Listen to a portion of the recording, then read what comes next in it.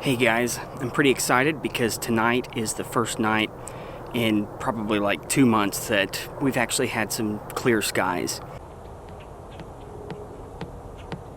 My plan is to try a mosaic, a panorama. I've never done one before, and it's going to go all the way from the Witch Head Nebula to the Cone Nebula, so I'm pretty excited to see what it turns out to be.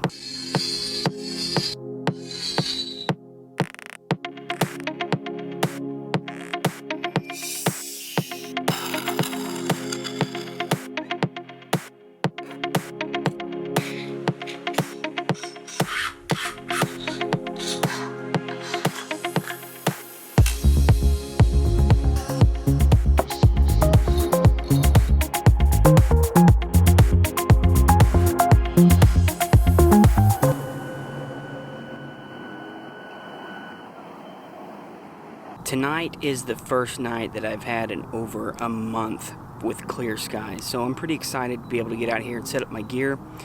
As you can tell, I am not using a big telescope. I'm actually using my 135mm lens, and the reason is because tonight the seeing is going to be pretty terrible.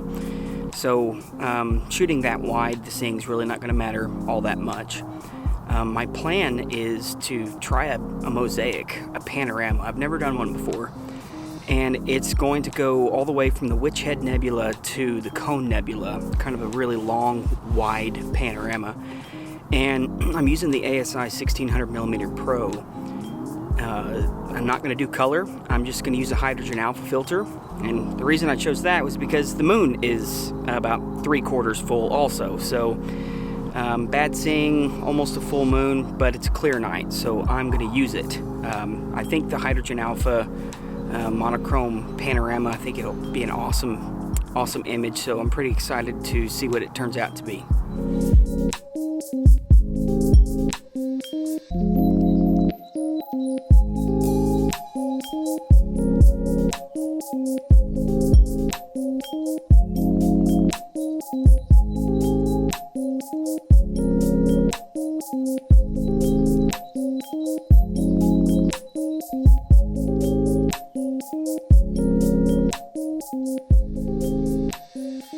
So I promise my my cables are usually not that messy. Whenever I'm imaging a little bit deeper sky stuff, I usually have pretty good cable management. If you don't manage your cables well, it can actually pull on your mount or pull on your scope and cause terrible star trailing, cause bad guiding. But I'm not going to be guiding tonight since I'm shooting at 135mm focal length. And the cords really aren't going to bother it that much, so I was a little lazy with the cable management. Rusty, Nebula, what are you guys doing? Crazy cats. I've been imaging for a little while here. I'm only getting about 20 minutes on each frame.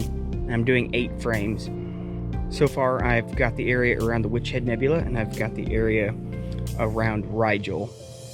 And right now, obviously you can see the Orion Nebula. Here's a 2-minute photo. Let's see what happens. And there we are. We can adjust the histogram just a tad and see if we can get anything else interesting in here. Now, that full moon, I really don't know, how much it's affecting it or not, but oh yeah, you can see quite a bit of hydrogen alpha in the background there. So I'm going to try to get 20 minutes of each frame, of each of the 8 frames of the mosaic. And if it's not enough, then if it's clear again tomorrow, I'll get some more frames on each target.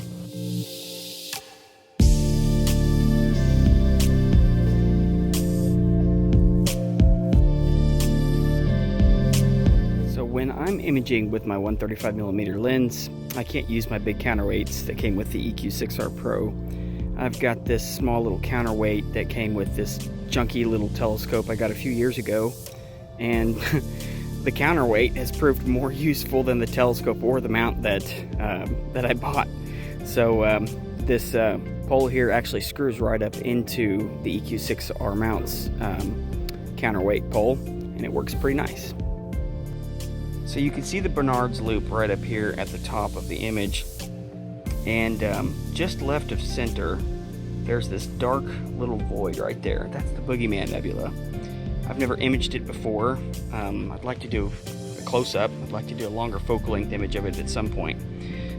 But for now, in my wide field panorama across the Orion constellation, this will have to do for now. I'm out here on night number 2.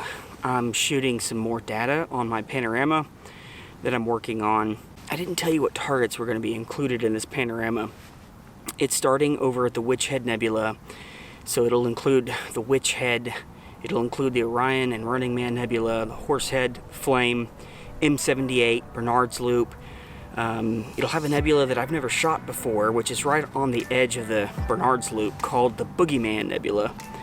And then moving on from there, it'll end with the Rosette and the Cone Nebula. So it's a pretty wide scale area across the whole constellation of Orion and Monoceros. So I'm pretty excited to see how it turns out. Each frame, I'll have 8 frames in total, and each frame's going to have about 40 minutes. So hopefully that'll be enough data. Now, since these nebula are going down pretty soon, I can image them till about midnight, and then there's not much else to image with an HA filter.